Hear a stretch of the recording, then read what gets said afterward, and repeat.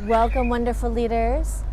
I'm here today for another mind-based intervention.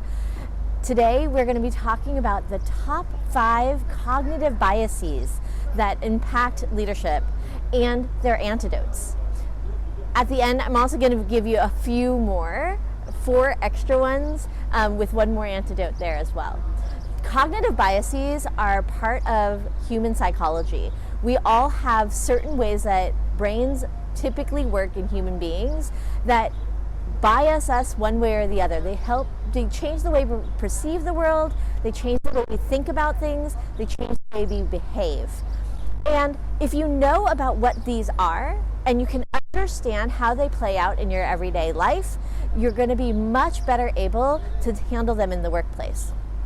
There are lists and lists of biases that exist. I'm going to tell you 5 of them that really impact leadership in particular.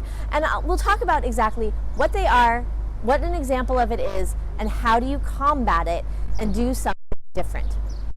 The first one I wanted to tell you about is called negativity bias. Negativity bias is when you allow negative thoughts and emotions to disproportionately influence your thinking and behavior. What that means is that we are prone to doom scrolling. We're prone to taking in the negative and allowing that to steer what we think and how we act more than the positive. That is part of our psychology because we have a need to survive in our environment. We are prone and geared, we are evolved to survive. That survival instinct is strong, and that allows us to really notice, oh, that could be a threat, that could be a threat, that could be a threat.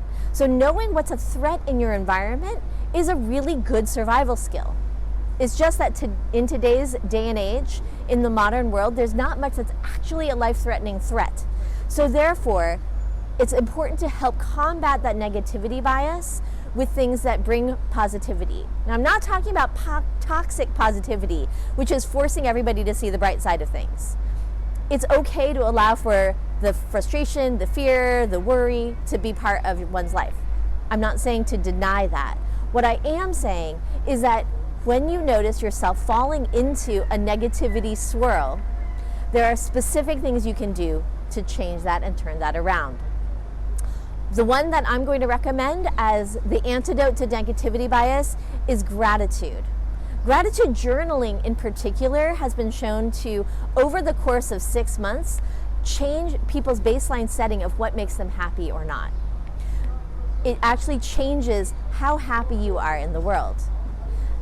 The way that I recommend that you do some gratitude, whether that is mentally at the end of the day as you fall asleep, thinking about the things you're grateful for, or writing them down in a journal, the way to practice that is to do a couple things with that. Not just say, oh, I'm thankful for this and be done.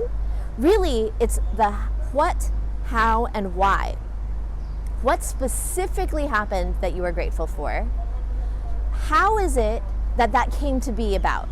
What created that opportunity in your world? And why does it matter? So if you can do some gratitude journaling that discusses the very specific thing that you're grateful for, how it came to be in your world, and why it matters, the gratitude practice is going to be much more powerful. Great. The next bias I wanted to share with you is implicit bias. Implicit bias, you've probably heard about it before. It is you favor those who are most like you and that belong to the same groups, and you disfavor those that are in an out group and that are outside of the realm with which you normally identify. This is prejudice, it's tribalism, it is racism, it is sexism, it's all of those isms. Every ism that you can think about is part of implicit bias. And again, this is part of our biology. It is often in the news, it is very frequently in the workplace, even though we don't notice it's there. And that's because this is just a bias that's built into our brains. It evolved so that we could protect those people that are part of our in-group. And yet, if you can find ways to diversify that and know when you're falling into an implicit bias, how do you intentionally do something different? That can be a really powerful antidote. The one that I'd like to recommend is that when you notice that you're favoring those that are part of your in-group, or even when you're having an aversion to those who might be a little bit outside of your group, intentionally move towards it. For instance, I was recently in New York City, and you see so many people out on the streets. Oftentimes I was walking alone, and me as a woman, I tend to have a little bit of a hesitancy when I see men, and I also have a little bit of hesitancy, I hate to admit it, to those who are racially different than I am. So what I do is I intentionally smile, and if I get a smile back, I'm going to actually approach and engage with the person. The reason that that's such a powerful antidote to implicit bias in particular is it gives us a data source to show us that those people that you initially assume might be part of the outgroup are actually part of your same tribe. It was really interesting. I did this as I was walking home one evening past Times Square, and there was a gentleman of a different race who was there kind of also looking around and walking the same direction. I smiled at him, he smiled at me. I drifted over and I said, "Hey, where are you from?" And we struck up a really lovely conversation for a block or two. And by doing that, it changes my perception. It forces me to notice, oh, I'm having that little reaction, I'm being triggered. Instead, if I approach, and if I get a positive signal, then that who's part of my in-group and who's part of my out-group starts to shift. The boundaries move in a way that allows me to have more people that I feel like are similar to me and less people that are outside. That's implicit bias. Another cognitive bias I'd love to share is called anchoring. Anchoring is when your judgment is influenced by what is presented first or what first comes to mind. This is extremely, extremely common in bargaining or in stress thinking. So when you're in a bargaining situation, a negotiation, or trying to figure out how can we come to a compromise and reach a mutually beneficial thing, and this happens all the time in leadership, the person who puts the first offer on the table sets the stage for everything else. It's called anchoring.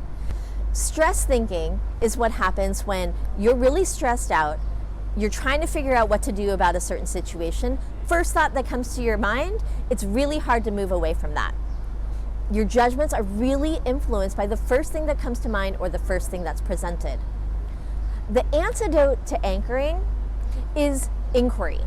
So inquiry means gathering more ideas, gathering more data before making a decision and before making sense of what to do. So in order to get out of a stuck cycle, do an inquiry cycle. And that means talking to people and trying new things, gathering more data. And the more that you can do that, the more that you can get out of that anchoring bias. It means brainstorming with other people. It means asking other people's opinions. It means finding out what people on your team thought that you may not have thought of. It's also a good reason to slow down negotiations and come back to them after a little while, after you've had a chance to talk to people, after you've had a chance to gather data. Then coming back to the table armed with more information, now you are no longer anchored to that first presentation. You can move forward in a different way. The next cognitive bias is called default mode. We as humans have a tendency to do the things that are easy, rote, routine, and what requires the least amount of energy. We have habits. There's some research that suggests that 40% of all of our behaviors are habitual, are things that we have pre-programmed in our brains and we just do because they're easy. It's what we've always done. You see this all the time when you're driving home and you miss your exit because you had meant to go over the grocery store, but you're on the route home, and so you don't take the turn to the grocery store. Or even when there's something really challenging. Say you know that there is a really difficult conversation that you have to have with one of the employees. Something's not working well on the team. The easy, least energy intensive thing to do is to call up HR and have them take care of it, right? Pick up the handbook and just go by the book, rather than thinking about the person in the situation and tailoring your response to that. Default mode is what is our pre-programmed plan. And it's not as if you could go through life without having them. You can't go through life without having some habits, without having some routines. The energy expenditure is too much. Instead, it's important to know when is it okay to be mindless and fall into default mode versus when is it worth the time and the investment to do things more intentionally. And so the antidote to mindlessness is mindfulness, is knowing when is it that at this situation it's important to be intentional. And for that, all behaviors are really like there's a trigger, there's a response, and then there's a reward you get for doing it that way. For a habit, there's a certain thing that triggers your habit, you do the thing that's habitual, and the reward usually is that it was easy. So if you wish to change what you want to do, the antidote is to design the new replacement behavior. You design the behavior you want to do instead. You know, okay, this is the trigger. When this happens, when I'm feeling this way, when I'm thinking this way, when so-and-so does this thing, that's the trigger. You're going to do a different replacement behavior instead. And what you want to do is give yourself a reward and make the new behavior as easy and routine and energy efficient as possible, and make the other behavior, your habitual one, harder. For instance, phone use tends to be something that you often fall into default mode with. So I know that if I leave my phone by my bedside in the morning, I will pick it up and I will do all of my routine habitual phone behaviors. Scroll on Facebook, check my email, check my to-do list, look into my calendar. I know that that's the habit that I will fall into. If instead I want to change that habit and I want to read my book, the simplest thing to do is to take the thing that's going to trigger me is having my phone there, and I put my phone out of reach of my bed. That's it. And I put my book right where the phone would have been. So that when I wake up in the morning, the easy thing to do is to pick up my book and start reading. The hard thing to do is to reach for my phone. I make the habitual behavior hard to access, and I make the thing that I want to replace it with super easy. So that's the antidote to default mode, is to make it easy to do the thing you want to replace with, make it hard to do the habit. Excellent. Last of the top 5 cognitive biases is called fundamental attribution error. You may have heard of this. It is when you tend to see a behavior, usually a behavior in somebody else that you're not really fond of, and you attribute it to their personality, to who they are. Instead, when it's you who does the same thing, you tend to attribute it to the situation or something that you can change.